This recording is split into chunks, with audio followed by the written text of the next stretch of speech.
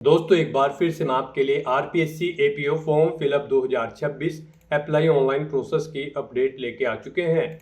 किस तरह से आप राजस्थान असिस्टेंट प्रोसिक्यूशन ऑफिसर सहायक अभियोजन अधिकारी के 371 खाली पदों के लिए अपने फॉर्म अप्लाई कर सकते हो। स्टेप बाय स्टेप कंप्लीट जानकारी आपको इस वीडियो में दी जाएगी। लास्ट डेट की अपडेट है, अंतिम मौका है, कुछ ही दिन शेष रह गए हैं। आप 7 जुलाई 2026 तक अपना फॉर्म अप्लाई कर सकते हो। फॉर्म अप्लाई करते हुए अगर आपके सामने कोई भी टेक्निकल प्रॉब्लम आ रही है तो उसका हल भी आपको इस वीडियो में मिल जाएगा। ऑनलाइन आवेदन करते समय आपको कुछ महत्वपूर्ण बातों को भी ध्यान में रखना होगा, तभी आपका फॉर्म सक्सेसफुली सबमिट होगा। अप्लाई करते समय आपको कोई भी ऐसी गलती या फिर मिस्टेक नहीं करनी होगी जिसको करने से आपका एप्लीकेशन फॉर्म भी रिजेक्ट हो सकता है। फॉर्म अप्लाई करते समय आप अपना रजिस्ट्रेशन किस प्रकार से करोगे, किस तरह से आपको अपनी पर्सनल डिटेल, क्वालिफिकेशन की डिटेल फिल करनी होगी, डॉक्यूमेंट, सिग्नेचर, फोटोग्राफ कैसे और कितने केबी में आप अपलोड करोगे, कैसे आप अपना लाइव फोटो कैप्चर करोगे, फीस पेमेंट करते हुए रजिस्ट्रेशन से लेकर प्रिंट तक आप कैसे अपना फॉर्म अप्लाई करोगे। पूरी जानकारी के लिए आपको ये वीडियो शुरू से लेके एंड तक बिना स्किप किए हुए देखनी होगी। इस वीडियो को पूरा देखने पर ही आपके सभी सवाल और डाउट क्लियर होंगे।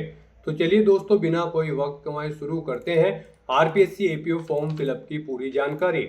फॉर्म भरने से पहले आपको सबसे पहले हमारी वेबसाइट IND सरकारी नौकरी के इस पेज पर विजिट करना होगा, जिसका लिंक आपको नीचे description plus first comment box में मिल जाएगा। और हमारे इस पेज पर विजिट करके आप यहां से आरपीएससी एपीओ का फॉर्म अप्लाई कर सकते हो। राजस्थान पब्लिक सर्विस कमीशन लोक सेवा आयोग आरपीएससी की ओर से असिस्टेंट प्रोसिक्यूशन ऑफिसर सहायक अभियोजन अधिकारी की पोस्ट निकाली गई है। एपीओ के 371 खाली पद है, जिनके लिए लास्ट डेट ऑनलाइन आवेदन करने की 7 जुलाई 2026 है। लेवल 11 के अंतर्गत सैलरी है प्रति माह के लिए लॉ डिग्री से आप अप्लाई कर सकते हो। 21 से 40 वर्ष आयु सीमा है। जनरल बीसी, ओबीसी, क्रिमिनल या अदर स्टेट के लिए 600 रुपये फीस है। OBC, BC, WS, SC, ST के लिए 400 है, जो कि आप ऑनलाइन मोड से पेमेंट कर सकते हो। Pre written exam, main exam के आधार पे आपका सिलेक्शन होगा। ऑनलाइन अप्लाई कर सकते हो। राजस्थान जॉब लोकेशन है sso.rajasthan.gov.in, जिसकी ऑफिशियल वेबसाइट है, जिससे आप फॉर्म अप्लाई कर सकते हो।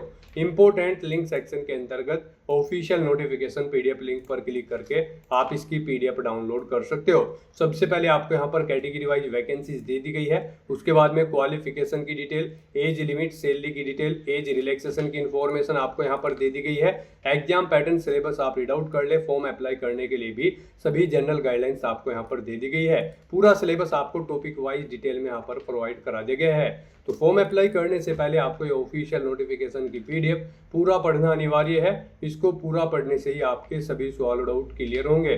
पीडीएफ रीड आउट करने के बाद में आपको अप्लाई ऑनलाइन के इस लिंक पर क्लिक करना होगा, तो आपके सामने ऑनलाइन आवेदन करने का ये ऑफिशियल पोर्टल ओपन हो जाएगा। गाइस, यहाँ पर अगर आपने पहले से रजिस्ट्रेशन कर रखा है तो आपको यहाँ पर अपनी SSO ID या फिर यूजर नेम एंटर करना है, अपना पासवर्ड आपको एंटर करना है, ये कैप्चा कोड आपको यहाँ पर एंटर करना है और उसके बाद फिर आपको यहाँ पर लॉगिन की स्टेप पर क्लिक करते हुए लॉगिन करके अपना फॉर्म अप्लाई कर लेना है।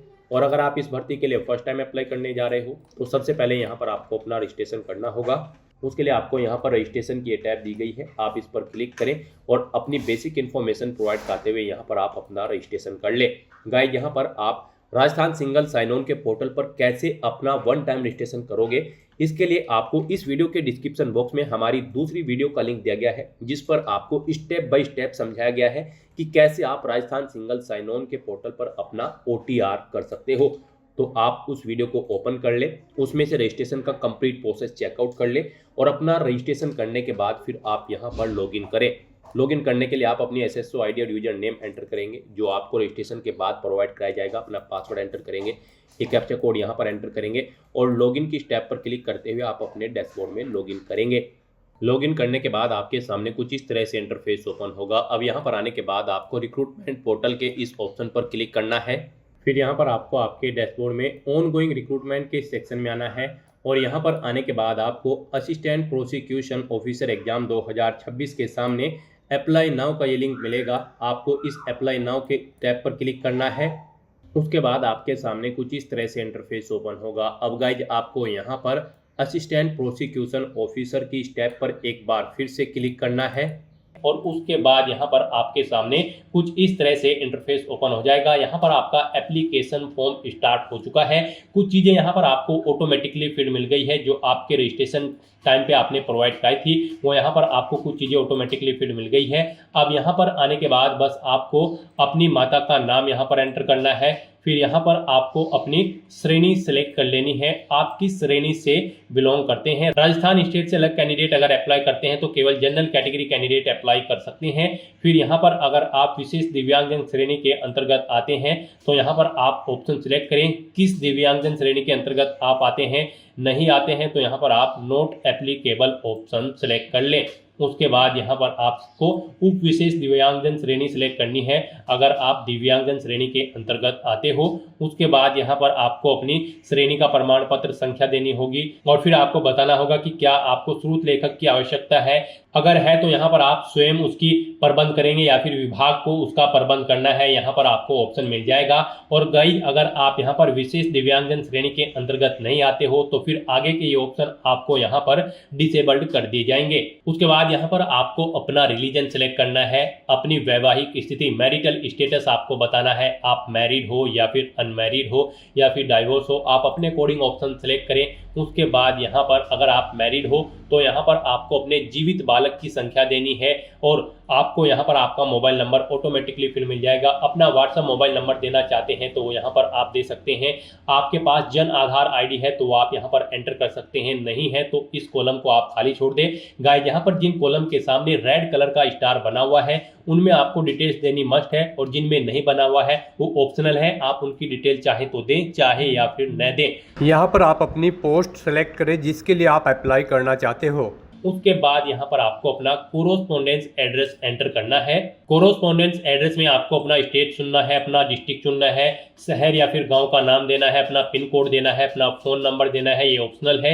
इस तरह से अपनी डिटेल्स फिल करने के बाद अब गाइस यहाँ पर आपको नेक्स्ट के इस ऑप्शन पर क्लिक कर देना है। फिर आपसे पूछा गया है जो मोबाइल नंबर और ईमेल आईडी आपने दी है क्या वो करेक्ट है। अगर करेक्ट है तो यहाँ पर आप यस के इस ऑप्शन पर क्लिक करें। बेसिक डिटेल्स प्रोवाइड कराने के बाद अब आपको अपनी पर्सनल डिटेल्स यहाँ पर देनी है। सबसे पहले यहाँ पर आपको अपनी नेशनलिटी सिलेक्ट कर लेनी है, फिर यहाँ पर आपको अपना स्टेट सिलेक्ट कर लेना है, उसके बाद यहाँ पर आपको अपना डिस्ट्रिक्ट सिलेक्ट कर लेना है। फिर आपसे पूछा गया है कि क्या आप इंडिया में कहीं बाहर से सेटल्ड हुए हैं, अगर हुए हैं तो आप यहाँ पर यस करें और फिर किस देश से आप सेटल्ड हुए हैं उस देश का नाम आप यहाँ पर सिलेक्ट करें और अगर आप इंडिया से ही हैं तो यहाँ पर आपको नो ऑप्शन सिलेक्ट करना है। उसके बाद आपसे पूछा गया है कि क्या आप भूतपूर्व सैनिक हैं, अगर हैं तो आप यहाँ पर यस ऑप्शन सेलेक्ट करें और फिर अपना सर्विस का स्टेटस बताएं, आप रिटायर्ड है या फिर सर्विस पर हैं। अगर सर्विस पर है तो फिर यहाँ पर आपको अपना एनओसी लेटर नंबर देना है, डेट ऑफ एनओसी यहाँ पर आपको सिलेक्ट करनी है और अगर आप रिटायर्ड हो चुके हैं तो रिटायर्ड ऑप्शन सिलेक्ट करें। फिर आपको अपना पीपीओ नंबर देना है, डेट ऑफ रिटायरमेंट यहाँ पर आपको सिलेक्ट करनी है और अगर आप भूतपूर्व सैनिक नहीं है तो यहाँ पर आपको नो ऑप्शन सिलेक्ट करना है। आगे की डिटेल आपको डिसेबल्ड कर दी जाएगी। उसके बाद आपसे पूछा गया कि क्या आप स्पोर्ट पर्सन हैं, अगर हैं तो यहाँ पर आप यस ऑप्शन सिलेक्ट करें। स्पोर्ट पर्सन किस टाइप से हैं आप, नेशनल या फिर इंटरनेशनल लेवल के, आप अपने अकॉर्डिंग ऑप्शन सेलेक्ट करें और अगर आप नहीं हैं स्पोर्ट पर्सन तो आपको नो ऑप्शन सेलेक्ट करना है। फिर यहाँ पर आपसे पूछा गया कि क्या आप मौजूदा सरकारी विभाग या फिर सार्वजनिक उपक्रम कर्मचारी हैं, अगर हैं तो आप यहाँ पर यस करें और फिर यहाँ पर डिपार्टमेंट का नाम एंटर करें, नहीं है तो आप नो ऑप्शन सेलेक्ट कर लें। उसके बाद आपसे पूछा गया कि क्या आप एज में एडिशनल इलेक्शन चाहते हैं, अगर यहाँ पर एडिशनल इलेक्शन एक्स प्रिजनर यानी कि जेलर को मिलेगा, एनसीसी कैडेट इंस्ट्रक्टर को मिलेगा, आर्मी कैंडिडेट को मिलेगा। यहाँ पर अगर आपको नहीं चाहिए एज में इलेक्शन तो फिर आपको नॉट एप्लीकेबल ऑप्शन सिलेक्ट करना है। इस तरह से अपनी डिटेल फिल करने के बाद अब आपको नेक्स्ट के इस ऑप्शन पर क्लिक कर देना है। नेक्स्ट आपके सामने कुछ इस तरह से इंटरफेस शो होगा। यहाँ पर अब आपसे कहा गया है आपका सेकेंडरी और सीनियर सेकेंडरी का डाटा अवेलेबल नहीं है, अगर अवेलेबल होगा तो फिर यहाँ पर आपको ऑप्शन मिल जाएंगे और अगर अवेलेबल नहीं है तो यहाँ पर गाइज अब आपको ओके के इस ऑप्शन पर क्लिक करना है। नेक्स्ट आपके सामने कुछ इस तरह से इंटरफेस शो होगा। गाइज यहाँ पर अब आपको अपनी डॉक्यूमेंट डिटेल्स प्रोवाइड करनी है। यहाँ पर अब आपके एसएसओ के जो पोर्टल से फॉर्म भरे जा रहे हैं उनमें अब आपको अपनी डॉक्यूमेंट डिटेल्स अपडेट करनी होगी। उसके बाद यहाँ पर आप फॉर्म भर पाएंगे। यहाँ पर अब आपको अपनी डॉक्यूमेंट डिटेल अपडेट करने के लिए सबसे पहले अपना नाम एंटर करना होगा। जैसे ही आप इस बॉक्स में अपना कर्सर लाएंगे, यहाँ पर आपको कीबोर्ड शो हो जाएगा। आपको हिंदी में अपना नाम एंटर करना होगा, अपने फादर का नाम एंटर करना होगा, अपनी मदर का नाम एंटर करना होगा और उसके बाद गाइज आपको यहाँ पर अपडेट के इस ऑप्शन पर क्लिक करके अपनी डिटेल यहाँ पर अपडेट कर देनी होगी। तो जैसे ही आप यहाँ पर कैंडिडेट नेम के इस ऑप्शन पर क्लिक करेंगे तो आपके सामने कुछ इस तरह से कीबोर्ड शो हो जाएगा।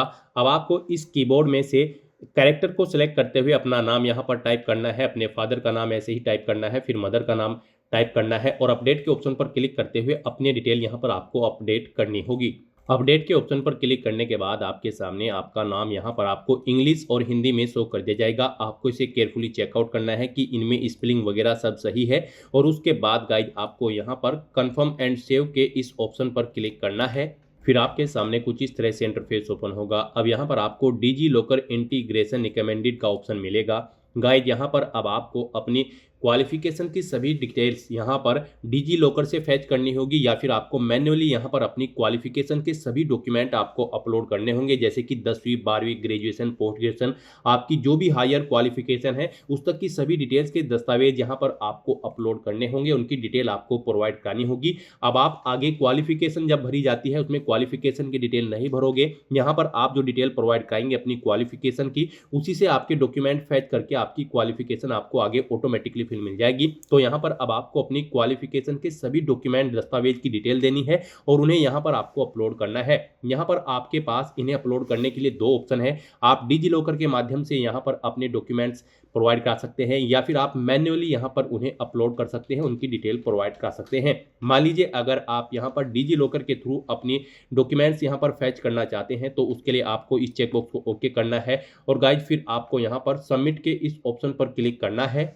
गाइड डिजी लॉकर के थ्रू अगर आप अपने डॉक्यूमेंट्स की डिटेल यहाँ पर प्रोवाइड कराना चाहते हैं तो आप ग्रांट डिजी लॉकर एक्सेस इस ऑप्शन पर क्लिक करेंगे। फिर आपके सामने यहाँ पर डिजी लॉकर का ऑप्शन ओपन होगा, आपको डिजी लॉकर पर सबमिट कर दिया जाएगा। वहाँ पर आप अपना लॉगिन करके या फिर अकाउंट क्रिएट करके और अपने डॉक्यूमेंट्स वहाँ पर अपलोड करके आप यहाँ पर उन्हें अलाउ करेंगे और डिजी लॉकर से आपके सभी डॉक्यूमेंट्स यहाँ पर फैच करके डिटेल आपकी प्रोवाइड कर दी जाएगी। अगर मान लीजिए आप डिजी लॉकर के थ्रू अपनी डिटेल नहीं देना चाहते हैं, आप मैन्युअली यहाँ पर अपने डॉक्यूमेंट्स की डिटेल देना चाहते हैं तो फिर यहाँ पर आपको कैंसिल के इस ऑप्शन पर अब क्लिक करना है। गाइस यहाँ पर अगर आप अपने डॉक्यूमेंट मैन्युअली ऐड करना चाहते हैं तो कैंसिल के ऑप्शन पर क्लिक करके आपके सामने कुछ इस तरह से इंटरफेस शो होगा।